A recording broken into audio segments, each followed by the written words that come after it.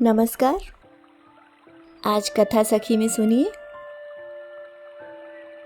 रजनी मोरवाल जी की लिखी कहानी उजला चांद।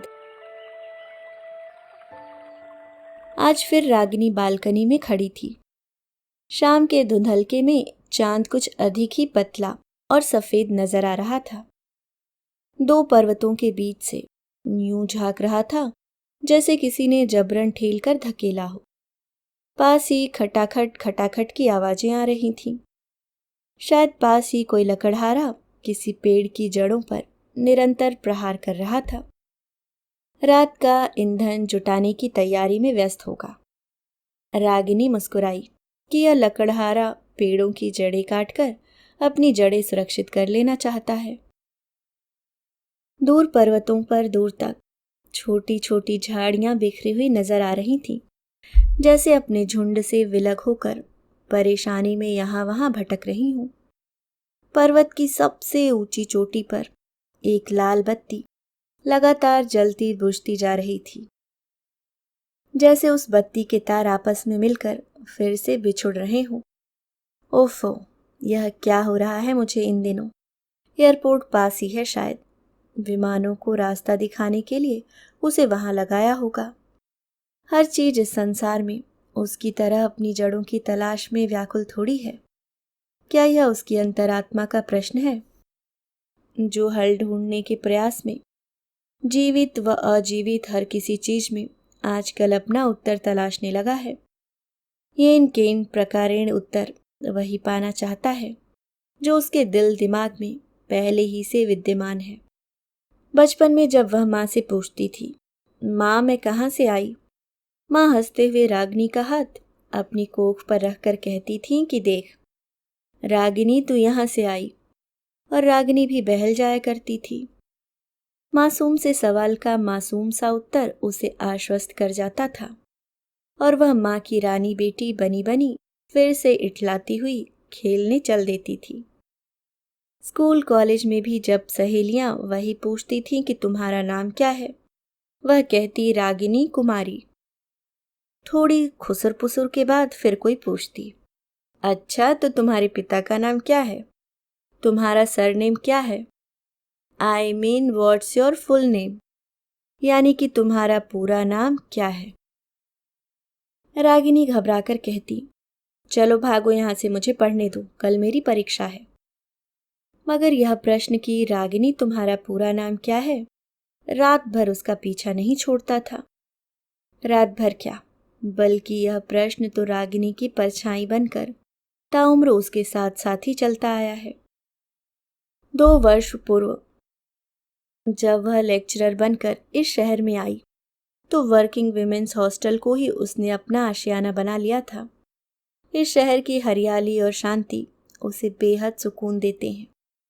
झीलों की इस नगरी में महल, दुम्हाले छतरियों की बेजोड़ नक्काशी निहारती वह पूरे उदयपुर में घूमती रहती थी। इस अजनबी शहर से उसे लगाव हो गया था। सावन में फतेह सागर के ओवरफ्लो होने पर पूरा उदयपुर इसके किनारे उमड़ पड़ता है। घर के किसी बुजुर्ग की भूमिका निभाता यह सागर आसपास की तमाम छोटी बड़ी झीलों को भी अपने साथ लबालब करता चलता है। रागिनी को बड़ी हैरत होती है कि ऐसा क्या है इस सागर में कि यह टॉक ऑफ द टाउन बन जाता है। हर अखबार, गली मोहल्ला, नुक्कड़, दफ्तर में लोग इसमें भर आए ल्यूबिक वाटर की ही चर्चा करते रहते हैं। पूरा उदयपुर जैसे फतेह सागर में हो जाता है। मोहित ने एक दिन बताया था कि उदयपुर वासियों के जीवन का एकमात्र सूत्र फतेह सागर से जुड़ा है। भरे पूरे उदयपुर की प्यास बुझाता है यह। माँ तो वहीं देहरादून में ही रह गई थी। उसे कभी कभी बहुत अकेलापन सालने लगता है। हाँ, मगर जब से मनोज उसकी जिंदगी में आया है, कम से कम अब यह शहर उसे बेगाना तो बिल्कुल नहीं लगता। मनोज की आंखों में झांकती है तो सारा देहरादून पीछे छूटने लगता है। उसकी उपस्थिति से ही रागिनी के दिन पंख लगाकर उड़ने लगते हैं और रातें सपनीली हो उठती हैं। माँ को बताया था उसने कि वह अपने सहकर्मी मनोज से विवाह करना चाहती है। माँ को इस विवाह से कोई आपत्ति नहीं हुई थी। इस बार की छुट्टियों में वे मनोज के परिवार से मिलकर दोनों विवाह की बातें भी तय करना चाह रही थीं। उधर मनोज के परिवार को भी कोई अड़चन नहीं थी इस विवाह से।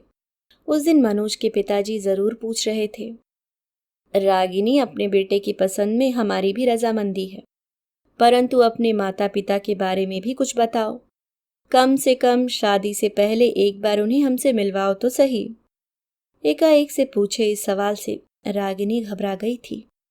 वह इसके लिए तैयार नहीं थी, सो हड़बड़ाकर घर जल्दी जाने का बहाना बनाकर वहां से निकल आई थी। परंतु रास्ते भर इस प्रश्न से हमेशा के लिए छुटकारा पाने के उपाय सोचती आई थी। उसने निर्णय कर लिया था कि अब इस प्रश्न से बचकर भागना उसके लिए नामुमकिन है। उसे कुछ न कुछ करना ही पड़ेगा। वह अपने नए जीवन की बुनियाद किसी दुराव छिपाव की नींव पर नहीं रखना चाहती थी। उसने माँ के पास देहरादून जाने का निर्णय कर लिया था। बचपन में एक बार नानी से फोन करके अपने पिता के बारे में पूछने की हिम्मत की थी उसने। नानी ने चिढ़कर फोन पटकते हुए कहा था, क्या करेगी सब जानकर, तू प्रणय का ठिकरा है। और पूरी शाम रागिनी शब्दकोश लेकर ठिकरा शब्द खोजती रही थी। आखिरकार बस इतना ही समझ पाई थी कि नानी का मतलब कोई वेस्ट मटेरियल जैसी चीज से था। अभी कुछ ही दिन पूर्व ही छोटी मासी से पूछने पर उन्होंने बहुत सोचते हुए अटक कर कहा था, अब भाई कोई ऊंचे ही कुल के रहे होंगे तुम्हारे पिता। शायद मासी अपने उच्च कुल को जस्टिफाई करने की कोशिश कर रही थी। रागिनी फोन पर ही जोर से हंस पड़ी थी। यह मासी और मासी का समाज जाने किस युग में जी रहे हैं। अब भला कुलीनता का अवैधता से क्या वास्ता? क्या अवैधता का भी कोई स्तर होता है? मगर प्रत्यक्ष वह मासी से कुछ भी न कह पाई थी। देहरादून जाते वक्त रेलगाड़ी में पूरे सफर के दौरान रागिनी मन पक्का करती रही थी कि घर पहुंचते ही माँ से आर या पार का जवाब लेगी। वह अब इस दुनिया से और अधिक देर तक भागना नहीं चाहती थी। घर में दाखिल होते ही कराहने की आवाजें सुनते ही वह सकते में आ गई थी। उसके होश उड़ गए थे। वह सामान फेंक कर सीधे माँ के कमरे की तरफ दौड़ पड़ी थी।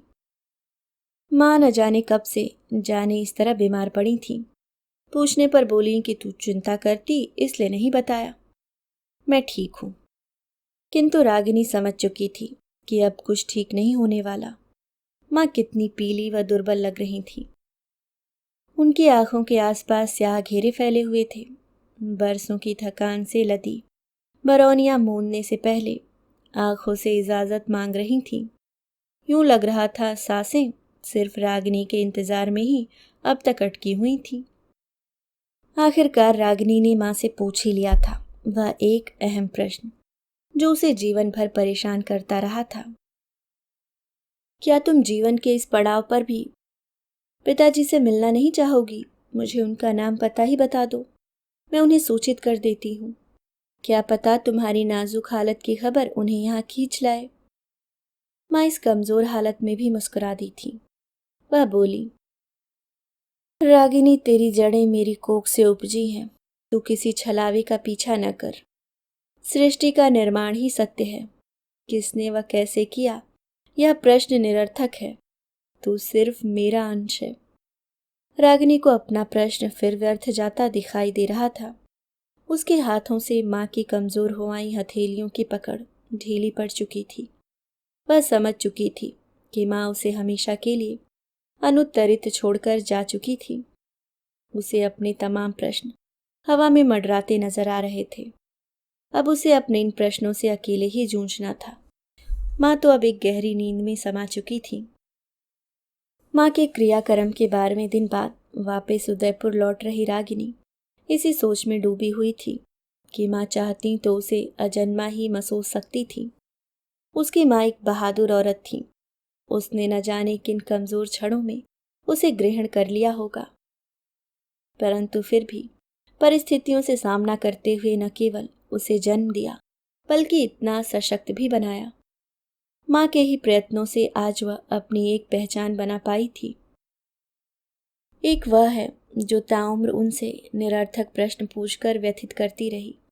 उसने मातृशक्ति को नमन किया। माँ जाते जाते भी उसका आत्मसम्मान बढ़ा गई थी। उसने एक दृढ़ निश्चय किया कि उदयपुर पहुंचते ही वह मनोज के पिताजी से स्पष्ट कह देगी कि उसे अपने पिता के बारे में कोई जानकारी नहीं। वे चाहें तो रिश्ता मंजूर करें अथवा नहीं। रागिनी रेलगाड़ी के खिड़की से बाहर देखने लगी। आसमान में मुस्कुराता चांद उसे अपने साथ साथ चलता हुआ प्रतीत होने लगा। वह घंटों तक उसे एकटक निहारती हुई यूं ही बैठी रही। पता नहीं क्यों सफर की वापसी के वक्त उसे यह चांद कुछ ज्यादा ही उजला नजर आ रहा था, जैसे उसके विचारों पर जमी धुंध को धकियाकर बाहर आ निकला हो। अभी आप सुन रहे थे रजनी मोरवाल जी की लिखी कहानी उजला चांद। दोस्तों, अगर आप चैनल पे नए हो तो सब्सक्राइब करना ना भूलें। मिलती हूँ किसी और नई कहानी के साथ। तब तक के लिए मुस्कुराते रहिए। धन्यवाद।